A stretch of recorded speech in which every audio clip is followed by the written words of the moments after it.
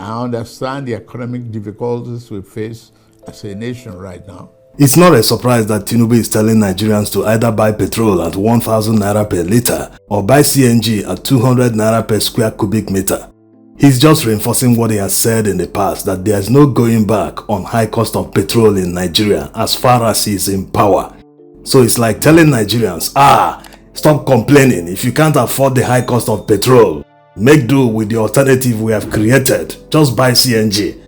This is coming from a man who protested when petrol was being sold for 87 naira per litre. Because the government at the time, the administration of Goodluck Jonathan, increased the pump price to above 100 naira. He protested, the country was shut down. Now he's telling Nigerians to buy petrol at 1,000 naira per litre.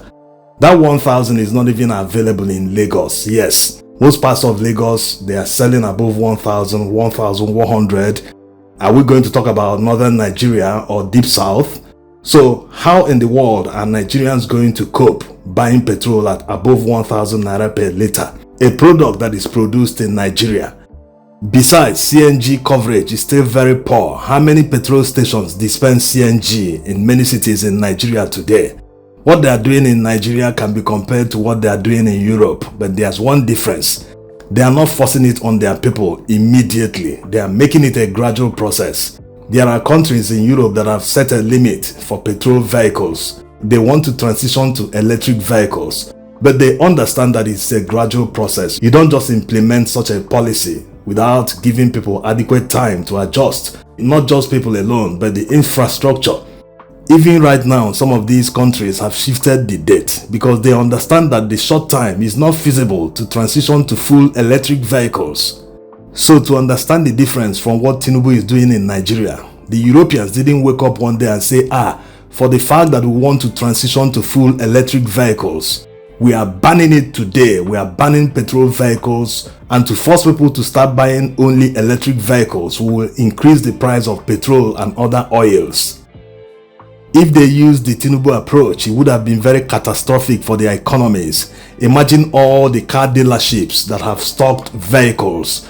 Imagine all the vehicles in the assembly lines of different manufacturers, including all the ones being imported in container vessels heading to Europe. So they knew all this. That was why they set more than 10 years in advance, so that it will be a gradual process. And by that time, they must have improved on their infrastructure, especially the electricity grid, so as to be able to accommodate thousands, if not millions of vehicles charging the same time. Compare that to what is happening in Nigeria. The CNG they say they provided as an alternative to petrol is not even available. How many filling stations in your city dispense CNG? Many people are already complaining, like in this video, where hundreds of vehicles are waiting in a queue in one filling station just to buy CNG. So they are telling people to move over to something that doesn't exist. It's not available. Lagos, the economic capital of Nigeria, there isn't up to 10 or maybe 15 filling stations that dispense CNG.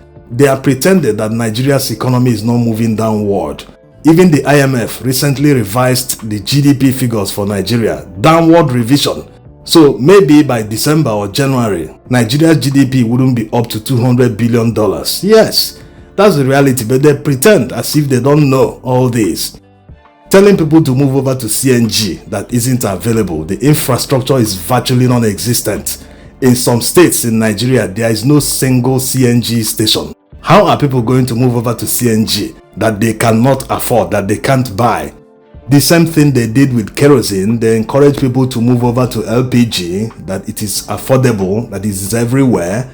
To hasten things up, they increased the price of kerosene at the time, and people were forced to buy LPG cylinders.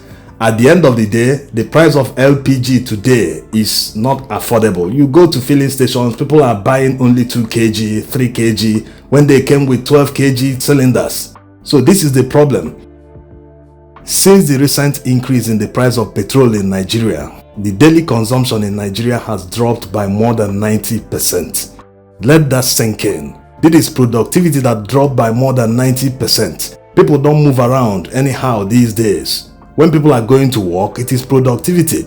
People that use it in the private sector, Businesses, SMEs, factories that buy petrol or diesel to run their operations, it is productivity. So when all these drop by 90%, you know that the economy is going down.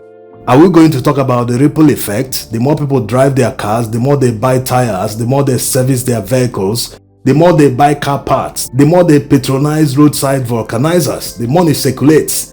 So all these activities dropping by 90% means that people are being plunged into poverty. People that on a daily basis expect to earn up to 2,000 or 5,000 naira per day, they wouldn't be earning this amount anymore because fewer people will continue to patronize them daily. As a minister, we have been supervising what has been going on there. But it is left for us to inform the general public that CNG has come to stay, and we have to follow that route because CNG is safe, cheaper, and protect the environment. So today the president has talked about ensuring that most of the filling stations across the country are converted into CNG stations where you have the conversion kits so that people can convert their vehicle to CNG.